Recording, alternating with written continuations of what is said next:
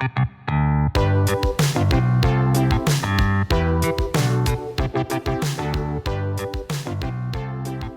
to the Confluence Cast presented by Columbus Underground.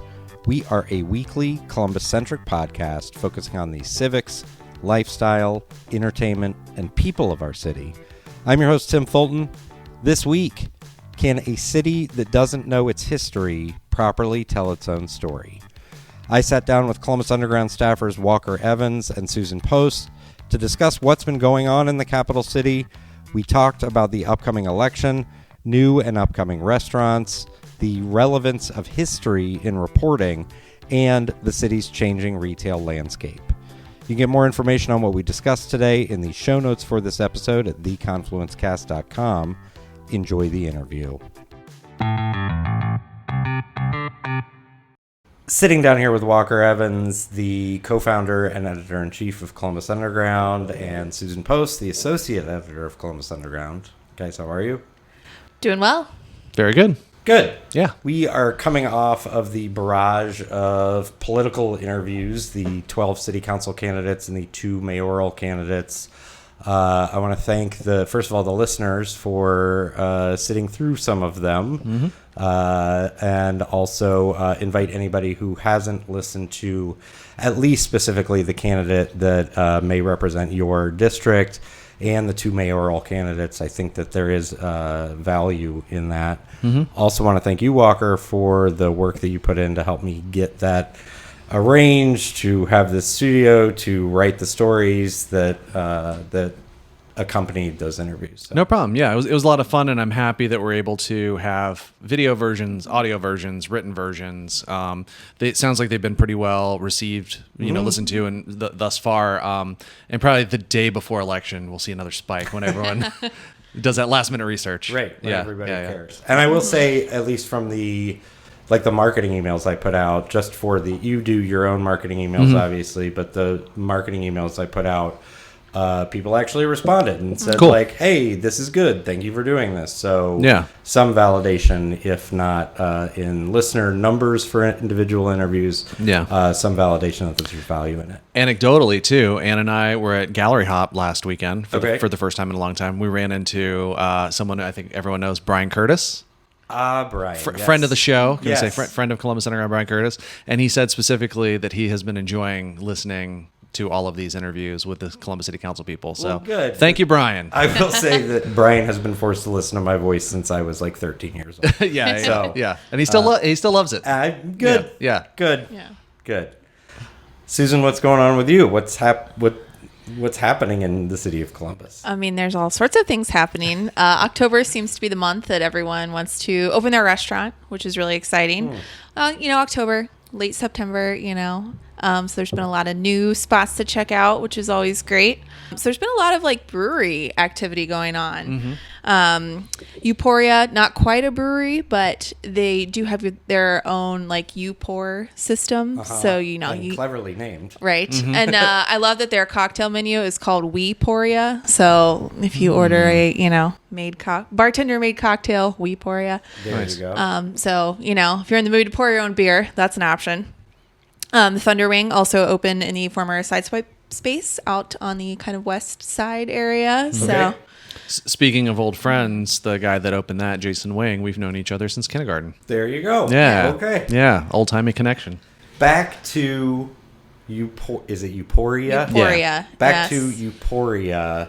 That is actually owned by the Gateway or Campus Partners or... So Ben Morgan, who owns Old North Arcade, opened that. But it is in the Gateway. It's taken over that big space that used to be a World of Beer / District Poorhouse. So I think it's great to see something filling in that big space down there. Yeah. And a little bit of flavor, I think, from Old North Arcade as well, because there's some games scattered throughout. Super Nintendo games you can play, and like an NBA Jam cabinet. Yeah. Okay. So it's not full-blown arcade like Old North Arcade is, but there's bits and pieces. Yeah, I think it's going to be a fun spot. Looks like a good spot to chill. Great. But yes, Thunderwing, lots of beer. Good to see a brewery go back in that space. And then North High Brewing just opened another location out in Westerville. Okay. So restaurant, bar, whole big thing. They've got a huge patio. It actually backs up to one of the Westerville high school's football fields. Okay. I don't know which one. Sorry. So you can have a drink and like watch the game from a distance? Essentially, yeah. Okay. Yeah. And I think he said they were going to get rid of the fence in between so you could like literally see the Like just the whole walk thing. up. Okay. Well, there's like a bike trail through there. Got and- it. Yeah, Okay. So Yeah.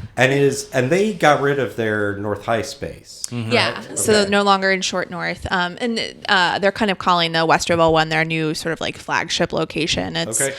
how they're gonna be moving forward, a little bit more suburban restaurant, big patio. So Not forced to change their name. not forced to change it, and they Well, still have a location on North High The one in Dublin. in Dublin. Yeah. Got it. Is Dublin's Okay. High Street. Yes. Got it. I'm not sure if it's technically North High in Dublin or if it's just High, but Yeah. Someone should write a letter. Okay. but yeah, they've been expanding in partnership with Cohatch, both of those, the Dublin and Westerville locations. So Great.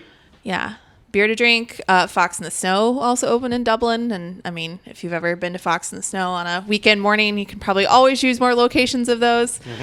So excited to see them keep growing. Actually, this is a one that opens soon. Well, maybe by the time this is out, it'll be open.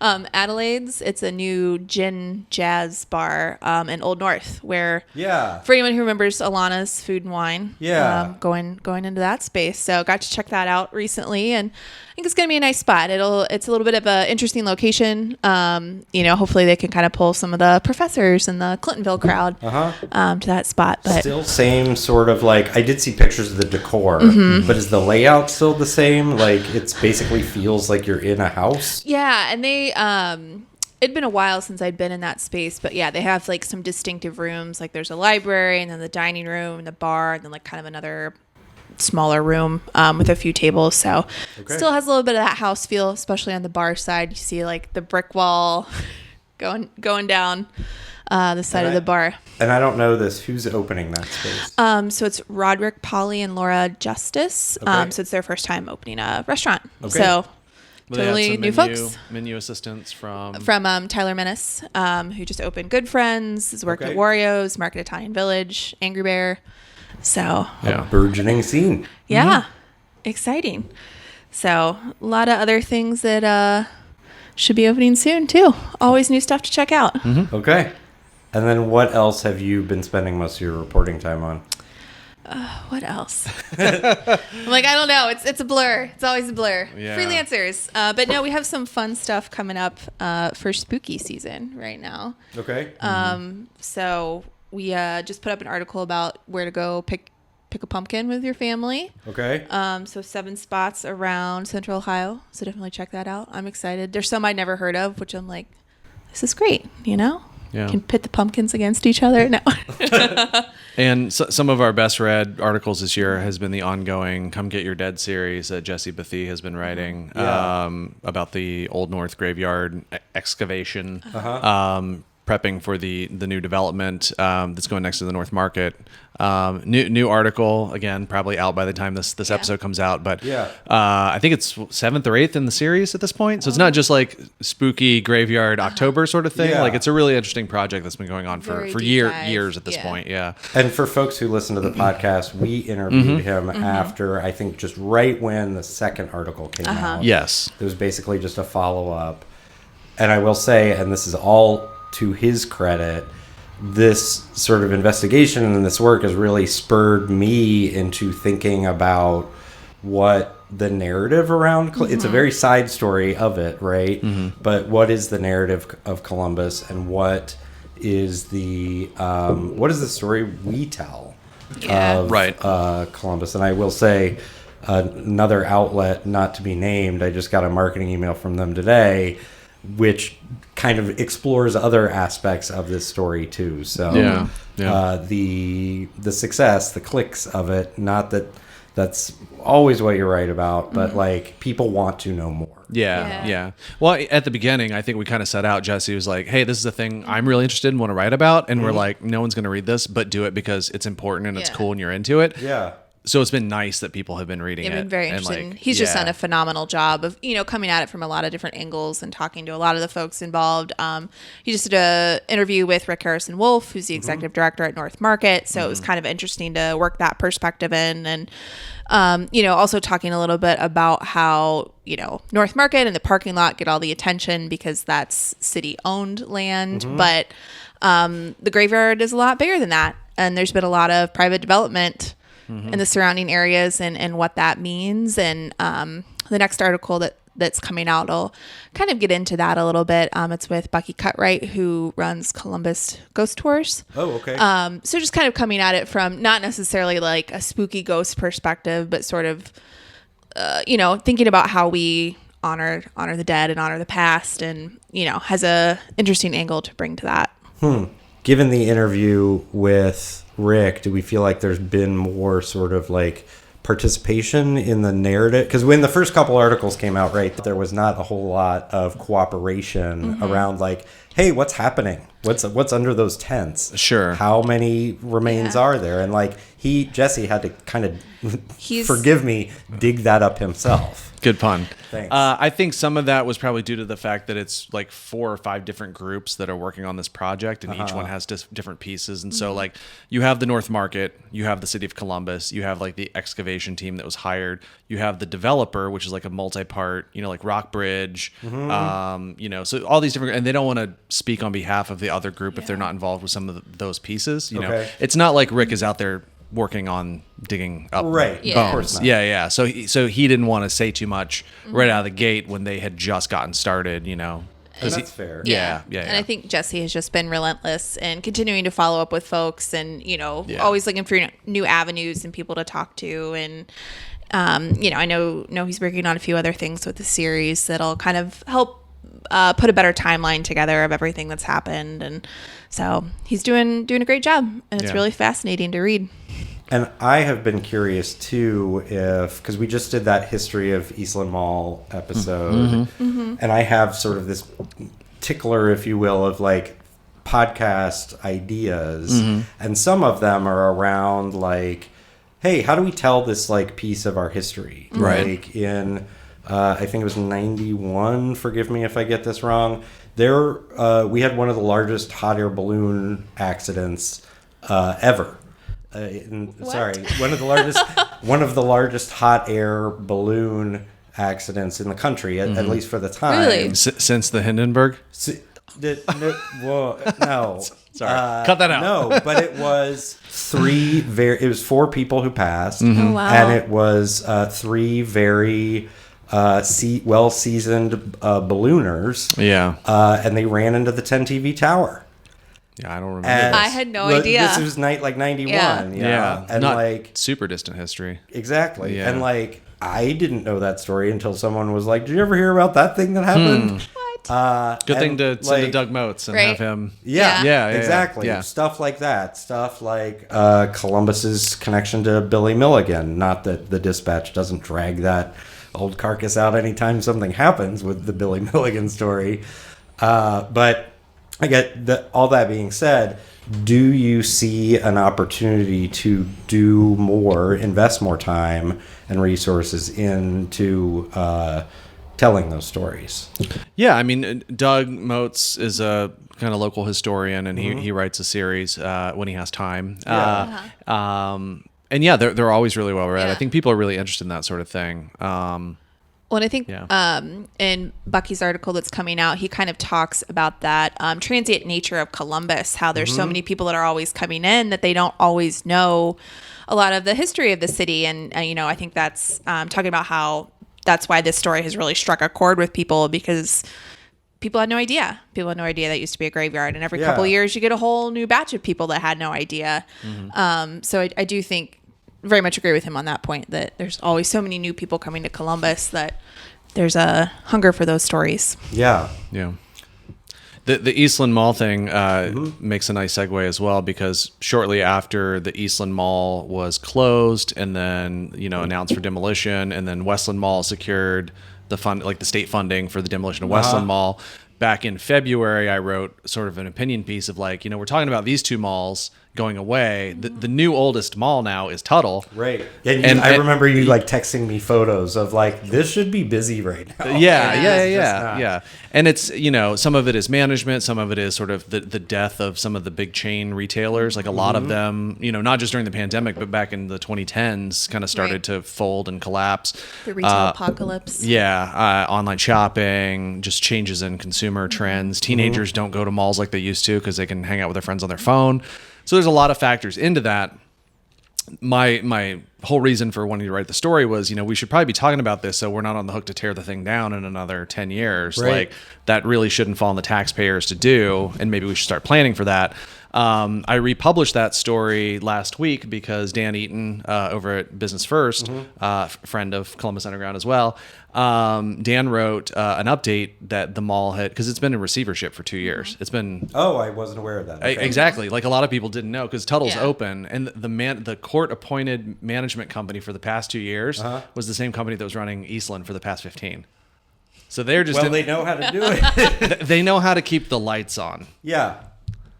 That's about it. Yeah. So there's new ownership. They're all sort of these like financial firms.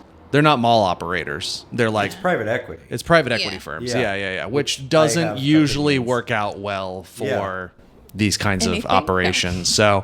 So really, Dan did that update. We weren't just gonna, do an update off of his work. But I said, hey, you go read Business First story, and here's the thing that we wrote back in February. And that gave it a whole new bump in traffic, and people were kind of revisiting this article from back in February. But I bring all this up just to say that when I did that story and kind of found out that Tuttle was about 30% vacant, I was talking to Mike Beaumont, another friend of Columbus Underground, who said... All the name drops. Yeah, we're dropping all the names. Mike Beaumont was like, he's like, I think the Short North is probably about 30% vacant too. You should do something about that. And I'm like, I don't know. Okay. So one of the reasons Anna and I went to Gallery Hop last weekend is I haven't walked the entire length of the Short North back and forth. Okay. And we hadn't been to Gallery Hop in a while either. And it was really cold this past day. It was like the first cold day. Fall is here. We had runny noses when we were done walking the whole, 3 miles. But took notes and took inventory. And I think the number I landed on was around 15% vacant. Okay. There's a couple of very... And how are you quantifying? Are we saying like just number numbers? Of locations? Yes. The same way I did with Tuttle. It's not based on square footage because there's no way for me to really know that. Okay. Especially Tuttle, because a vacant storefront has like gates rolled down, so it's not like you can even go in there and take measurements. Right. I could probably look up each individual building. I'm certainly not challenging your methodology. I just know. Yes. No, but that's an important distinction to make because a 100 square foot space and a 100,000 square foot space, both vacant, are two very different things. But some of them are very prominent, like Melt went away, and that's a really big space, and it's been sitting for a while. Yeah. The old Roy G. Biv gallery space, that whole bottom storefront of that building. And there's been like rumors, and I think there's some construction fencing. I've seen folks in and out of there. Yeah, so something's happening. But things like the old Family Dollar, they're not going to put anything back in that. Like that's going to be torn down and redeveloped. Yeah, so once you start getting into the nuance of some of it, and I think even between the time that we went there on Saturday, because the piece of cake left, so that was vacant, so I counted that as vacant, and then Susan just did an update. Yes, Piazza Polino is moving in, so the couple that owns Polino's Pasta. So some of it is just standard retail churn, and we're 3 years past the pandemic. I mean, 15% vacancy doesn't seem insane, I don't think. But it is interesting, and I'm going to publish a piece on my findings on this. And well, and I would be interested in what is the number, because there's always going to be vacancy there because there's standard churn. Sure. What's the number where it becomes unhealthy, right? Right. And some of that is about like the retail diversity of the area too, because everyone will bemoan the loss of an art gallery and the arrival of another bar/restaurant, but also like what makes money, what doesn't. It was interesting to see during Gallery Hop. We were there, fairly early, 6 o'clock.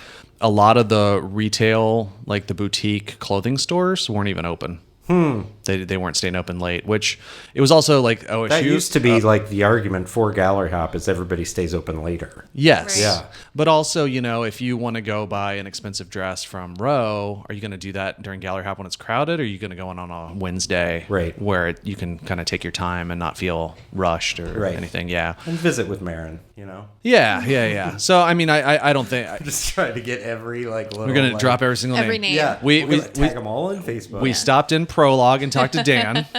We stopped in Pursuit and talked to Nate. They were getting set up for their music show. It was nice, other than being cold, and everyone was in OSU gear. So Yeah, of course. you walked by places like Town Hall, and it was just people spilling into the streets. It was that busy. Yeah, it's interesting. It's the evolving nature. I think everyone sort of is like, oh, I remember the Short North on this one day in 1998, and that was my favorite memory of the Short North. Yeah. And anything ever since is not as good as my personal heyday. But you can find someone in 1998 was like, the real Short North was 1985. Yeah. Right. That was, you know what I mean? So it's I like, do. yeah. My friends and I talk about that in regards to campus. Like everyone's favorite Sure. version of campus Sure. is always when they were there, and anything that's Yeah. changed since is like, oh my God. But also it's like, Yeah, guys, it's 2002. I'm sorry. That's yeah, the best. yeah. The best But year. also, like, if you're 45 and Bernie's was still open, would you go? The answer is probably not. Are you coming from? You might be the exception to the rule. I don't think I would go to Bernie's. No. Yeah, but like I have friends who are like, oh, I live in Dublin now, and I miss that old campus bar, and it's like if it were still there, it'd be full of 21-year-olds. Is Yeah. that who you want to go hang out with? I'm definitely doing that in a few weeks, though.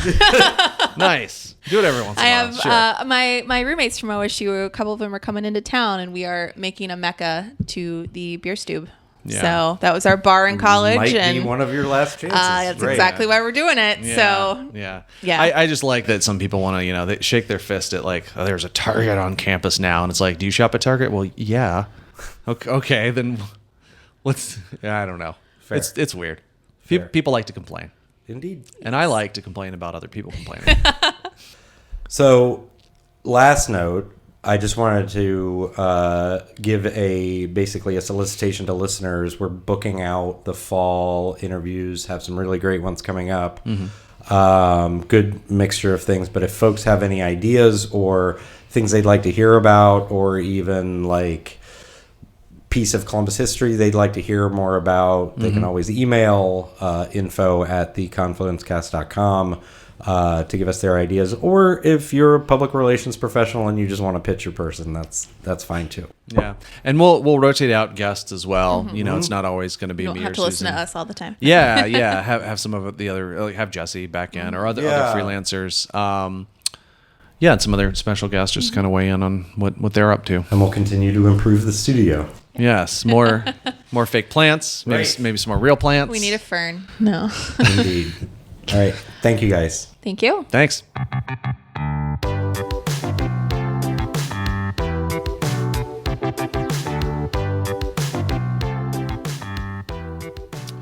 Thank you for listening to the Confluence Cast presented by Columbus Underground. Again, you can get more information on what we discussed today in the show notes for this episode at theconfluencecast.com. Please rate, subscribe, share this episode of the Confluence Cast with your friends, family, contacts, enemies, your favorite restaurateur. If you're interested in sponsoring the Confluence Cast, get in touch with us. We can be reached by email at info@theconfluencecast.com. Our theme music was composed by Benji Robinson. Our producer is Philip Cogley. I'm your host, Tim Fulton. Have a great week.